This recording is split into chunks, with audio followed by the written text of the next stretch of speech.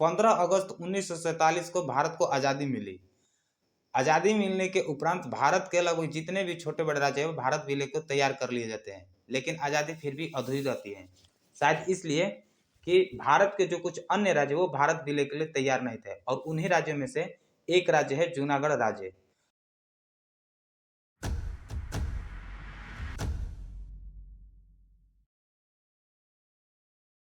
और कहीं ना कहीं हम ये सुने होंगे कि जूनागढ़ का जो भारत विलय है वो जनमत संग्रह के द्वारा कराया गया था। तो इस जूनागढ़ को जनमत संग्रह के पीछे भारत सरकार को किन किन समस्याओं का सामना करना पड़ा, तथा जूनागढ़ के जो नवाब है उन नवाब के द्वारा क्या निर्णय लिया जाता है, तथा 1947 में जब जूनागढ़ का विलय होता है तो वहां पर जूनागढ़ में जो आंदोलन होता है, ये सारी बातें आज के इस वीडियो में हम करेंगे।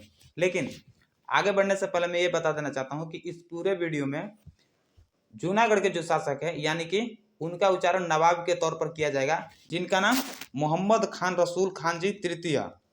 दूसरा नाम आएगा दीवान, और ये जो दीवान है नवाब साहब के प्रमुख सलाहकार भी रहते हैं तथा जूनागढ़ के प्रशासनिक अधिकारी भी रहते हैं। और तीसरा नाम आएगा भारत सरकार यानी कि पंडित जवाहरलाल नेहरू और सरदार वल्लभ भाई पटेल।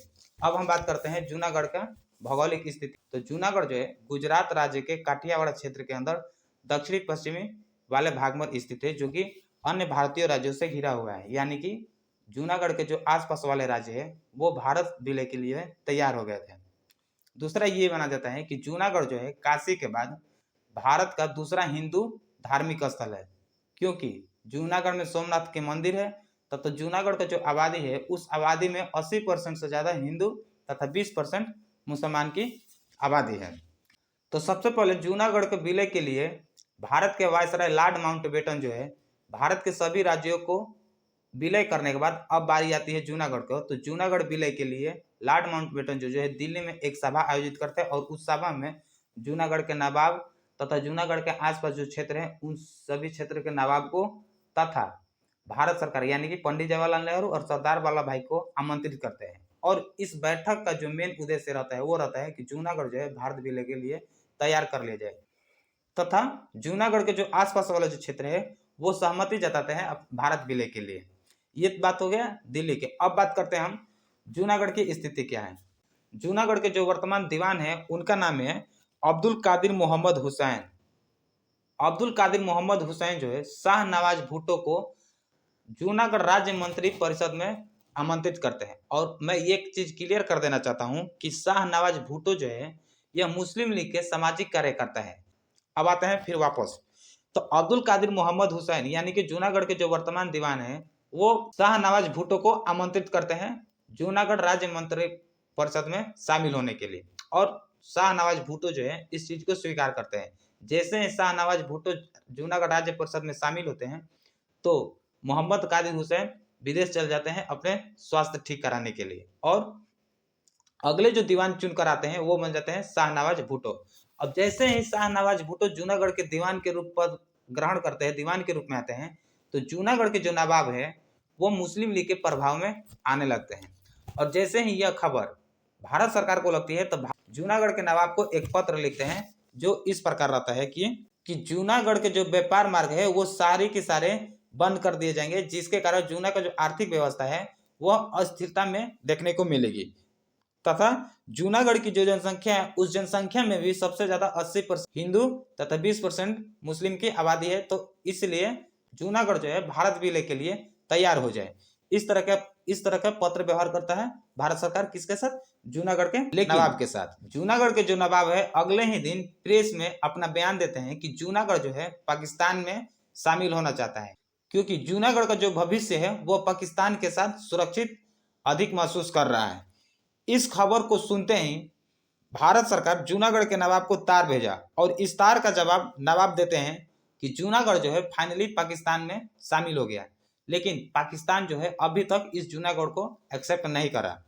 तब जाकर के भारत सरकार 21 अगस्त को पाकिस्तान के प्रति एक पत्र व्यवहार करता है, और पत्र व्यवहार में जानने की कोशिश करता है कि जूनागढ़ के प्रति पाकिस्तान का क्या नीतियां है, लेकिन पाकिस्तान जो है कोई जवाब नहीं देता है। फिर अगले सुबह भारत सरकार जो है पाकिस्तान को एक पत्र व्यवहार करता है, फिर भी कोई जवाब नहीं मिलता है।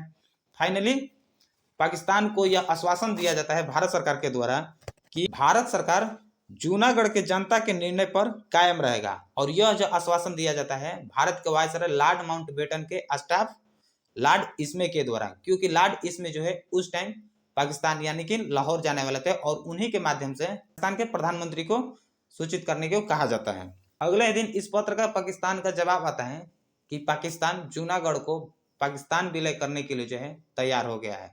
फाइनली यहाँ पर हम देखते हैं कि जूनागढ़ जो है पाकिस्तान में विलय हो जाता है।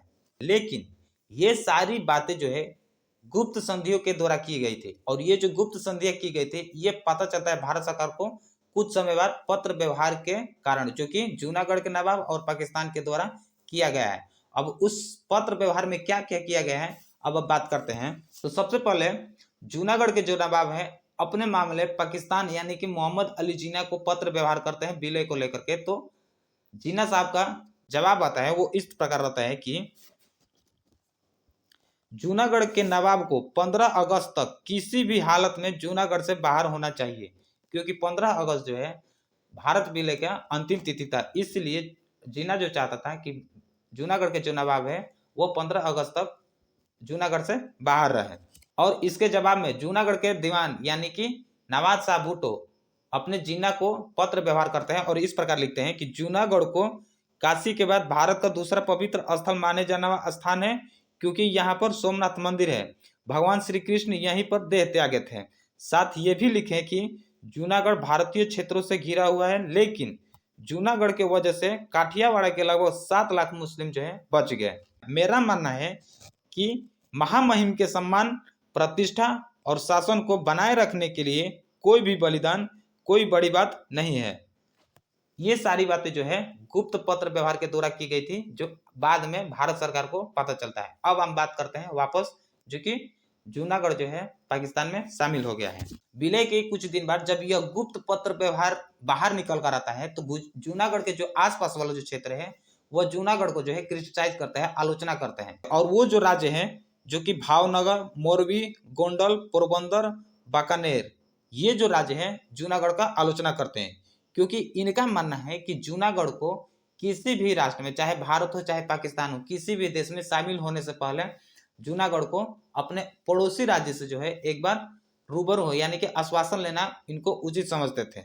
लेकिन इस निंदा का जवाब देते हुए जूनागढ़ के जो नवाब है पत्र लिखते हैं कि किसी भी राज्य क्षेत्र, चाहे पाकिस्तान हो चाहे भारत, किसी भी सरकार में शामिल होने के लिए किसी अन्य राज्य से सलाह लेने की आवश्यकता नहीं है। और रही बात भौगोलिक स्थिति को लेकर, तो पाकिस्तान एवं जूनागढ़ को जोड़ने के लिए बंदरगाह काफी है। इस तरह का पत्र व्यवहार करते हैं जूनागढ़ के नवाब। इस चीज की खबर सुनते ही नावानगर के नवाब जाम साहब दिल्ली पहुंचे और जूनागढ़ के स्थिति के बारे में बताएं। नावानगर के नवाब जाम साहब दिल्ली जाते हैं और दिल्ली जाने के बाद भारत सरकार को बताते हैं कि ऐसे सुनने में आया है कि जूनागढ़ के स्थिति मजबूत करने के लिए पाकिस्तान जो है जूनागढ़ के नवाब को ऋण देना शुरू कर दिया है। इसी बीच लॉर्ड इस्मे जो है पाकिस्तान से भारत वापस आता है और वापस आने के उपरांत जो है एक खबर लाता है। खबर बताता है कि जूनागढ़ में जो भी घटनाएं हो रही है वो पाकिस्तान का जिन्ना के द्वारा किया गया सूझा बुझा प्लान है, ताकि भारत सरकार पाकिस्तान और जूनागढ़ पर कोई एक्शन ले और पाकिस्तान को अनुभूति मिले। तो ये सारी प्लान किसका है? पाकिस्तान के मोहम्मद अली जिन्ना के द्वारा। तब जाकर के 17 सितंबर को लॉर्ड माउंटबेटन, नेहरू, सरदार एक बैठक करते हैं और बैठक में काठियावाड़ के भारतीय राजाओं को सुरक्षा हेतु कानून व्यवस्था भेजने का फैसला करते हैं। और ये भी सेना को अवगत कराते हैं कि भारतीय सेना के द्वारा जूनागढ़ के नवाब को किसी भी तरह से किसी भी प्रकार का समस्या नहीं होना चाहिए। और फाइनली भारत सरकार को जूनागढ़ के नवाब से एक बार मिलना चाहिए। भारत सरकार के तरफ से नवाब से मिलने के लिए बीपी मेनन, जो कि भारत सरकार का प्रतिनिधित्व करते हैं जूनागढ़ में, तो भारत सरकार के तरफ से नवाब से मिलने के लिए बीपी मेनन जूनागढ़ आते हैं। लेकिन इनको बीच रास्ते में ही दीवान साहब रोक लेते हैं। नवाब से मिलने से इनकार कर दिया जाता है तथा जूनागढ़ के जो उत्तराधिकारी है उनसे भी बीपी मेनन को मिलने नहीं दिया जाता है। क्योंकि जूनागढ़ की जो नवाब है भारत सरकार से बातचीत करने को तैयार नहीं थी। ऐसा लगता था नवाब को कि भारत सरकार जो है जूनागढ़ के जितने भी संपत्ति है उसको अपने अधीन कर लेगी। ये भी उनको लगता था कि भारत सरकार जो है जूनागढ़ के नवाब के साथ अच्छी व्यवहार नहीं करेगी, जिसके वजह से नवाब जो है भारत सरकार यानी कि बीपी मेनन से मिलना नहीं पसंद किए तथा नवाब साहब भुट्टो के द्वारा उनको रोक दिया गया। राजकोट वापस पहुंचने के पश्चात बीपी मेनन के द्वारा एक महत्वपूर्ण कार्य किया जाता है और वो कार्य किया जाता है मंगरोल राज्य का विवाद। अब बीपी मेनन ने मंगरोल के शासक से बातचीत किया तथा भारत सरकार में आने का निमंत्रण दिए। शुरू में लेकिन फिर बाद में जो है राजी हो गए और इस राजी के प्रांत मंगरोल राज्य के जो नवाब उनके द्वारा 2 शर्त रखी गई थी और वो रखी गई थी कि मंगरोल को जूनागढ़ प्रशासन से मुक्त कराना तथा भारत सरकार के द्वारा मंगरोल को स्वतंत्र राज्य के रूप में मनाना। इस विवाद को क्लियर करने के बाद बीपी मेनन जो है काठियावाड़ की स्थिति तथा हालचाल समझने के लिए जो है मुंबई चले गए। ताज होटल में रुककर कांग्रेस के सामाजिक कार्यकर्ता से मिले तथा काठियावाड़ की स्थिति जानने के पश्चात कुछ इस प्रकार निकला परिणाम कि काठियावाड़ की स्थिति विस्फोटक है। कोई भी नेता जनता को काबू नहीं कर सकता, लोग कानून को अपने हाथ में लेने के लिए तैयार है। आसपास की जो जनता है जूनागढ़ पर चढ़ाई करने के लिए जो है तैयार है, जूनागढ़ पर चढ़ाई करने के लिए बातें कर रही है। अगले ही दिन बीपी मेनन वापस दिल्ली गए और जाने के बाद बीपी मेनन को यह खबर मिली कि मंगलोर राज्य पर पाकिस्तान विलय वापस लेने का आक्रमण किया है। यानी कि जब बीपी मेनन इस मंगलोर राज्य का विवाद क्लियर कर दिए थे तो पाकिस्तान जो है इस पर एक्शन लेना शुरू कर दिया है कि मंगरोल राज्य भारत विलय के लिए नहीं तैयार हो सकता है, क्योंकि मंगरोल जो है जूनागढ़ के अधीन आता है। तो पाकिस्तान विलय वापस लेने के कारण आक्रमण कर दिया जो जूनागढ़ प्रशासन के द्वारा किया गया था। इस खबर को सुनते ही भारत सरकार ने जूनागढ़ के नवाब को पत्र भेजता है जिसमें लिखा रहता है कि मंगोल क्षेत्र से अपनी सेना जो है वापस बुला ले। किसको बोला जा रहा है? जूनागढ़ के सरकार को, नहीं तो जूनागढ़ पर कब्जा कर लिया जाएगा। कौन बोल रहा है? भारत सरकार। और मंगलोर के नवाब की सहायता के लिए सेना भेज दी।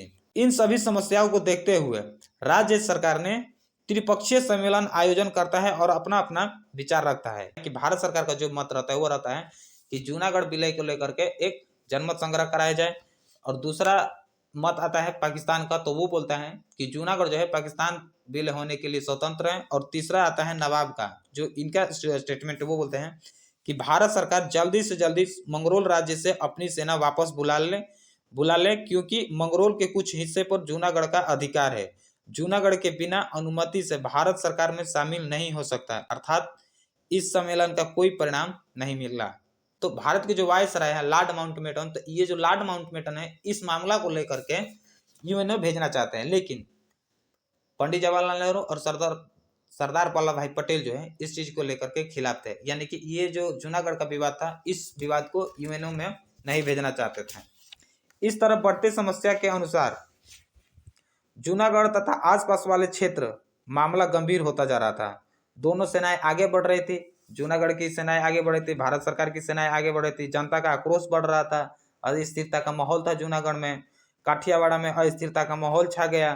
फाइनली 16 अक्टूबर को लॉर्ड माउंटबेटन पाकिस्तान से दिल्ली आते हैं और खबर सुनाते हैं कि लियाकत अली जनमत संग्रह कराने के लिए तैयार है। लेकिन यह खबर नहीं बल्कि मजाक साबित होता है, क्योंकि 21 अक्टूबर को लियाकत अली का टेलीग्राम आता है जिसमें कहते हैं कि पाकिस्तान के द्वारा दिया गया जनमत संग्रह का जुबान वापस लेता हूं, क्योंकि यह स्वास्थ्य खराब होने के कारण गलतफहमी से दे दिया गया। यानी कि यहाँ पर भी जूनागढ़ का मामला जो है निपटारा नहीं होता है, यहाँ पर भी जनमत संग्रह नहीं कराया जाता है।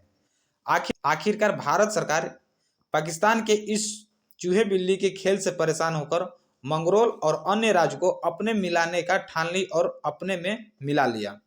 इस तरह जूनागढ़ के अन्य क्षेत्र को भारत में मिलाने के बाद जूनागढ़ के साथ हो रहे व्यापार वाले मार्ग पर जो है प्रतिबंध लगा देता है भारत सरकार, जिसके कारण जूनागढ़ की आर्थिक स्थिति जो है खराब हो जाती है। हर जगह विरोध प्रदर्शन होने लगता है, जनता का गुस्सा बढ़ जाता है। और इधर दीवान साहब जूनागढ़ छोड़ने के लिए जो है तैयारी कर रहे हैं, क्योंकि वे जैसे सोच रहे थे, वे जैसे प्लानिंग कर रहे थे, वैसे जूनागढ़ में घटनाएं नहीं घट रही थी, जिसके कारण वो भागने को मजबूर हो गए। और लास्ट में नवाब साहब जूनागढ़ छोड़कर अपने बीबी और कुछ कुत्ते को और कुछ पैसे, जेवरात तथा जमीनी पर्चियां लेकर के कराची भाग जाते। तब जाकर के तब जाकर के दीवान ने पाकिस्तान को पत्र लिखते हैं कि जूनागढ़ का राजस्व व्यापार न होने के कारण नीचे गिर गया है, जिसमें खदान की स्थिति जो है शर्मनाक हो गई है। काठियावाड़ मुस्लिम के साथ कठोर व्यवहार किया जा रहा है तथा काठियावाड़ के जो मुसलमान हैं पाकिस्तान सत्ता का उत्साह खो दिया है। कोई जवाब नहीं आने के कारण नवाज भुट्टो जो है अब एक भारत सरकार को पत्र व्यवहार करता है कि इसके जवाब में भारत सरकार कहता है कि राजकोट के दीवान और उनके साथियों ने यह स्वीकार किया है कि जूनागढ़ में अराजकता फैलती जा रही है। अगर इस मामले में भारत सरकार आगे नहीं आता तो पूरे काठियावाड़ पर प्रभाव पड़ेगा, इसलिए मुझे ये सारी कार्रवाई करनी पड़ी। और पत्र में ये भी लिखते हैं कि इस सभी पत्र से उभरने का एकमात्र उपाय जनमत संग्रह है।